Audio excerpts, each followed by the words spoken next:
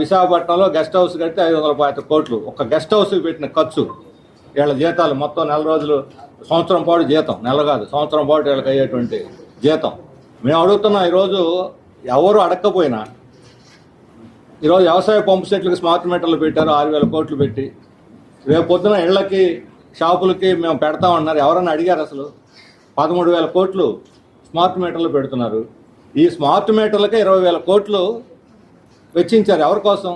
అదానీ కోసం, షిరిడి సాయి కంపెనీ కోసం, లేకపోతే బీజేపీ వాళ్ళ విద్యుత్ సంస్కరణలు అమలు చేయడం కోసం, మోడీని సంతోష పెట్టడం కోసం.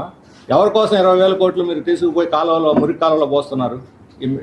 ఈ డబ్బునే కానీ సంక్షేమానికి ఉపయోగిస్తే తల్లి, బిడ్డలు, అంగన్వాడీలు, అందరూ కార్మికులు, స్కీములు అందరికీ మేలు చేయొచ్చు. అంటే మీ ప్రయారిటీస్ ఏమిటి?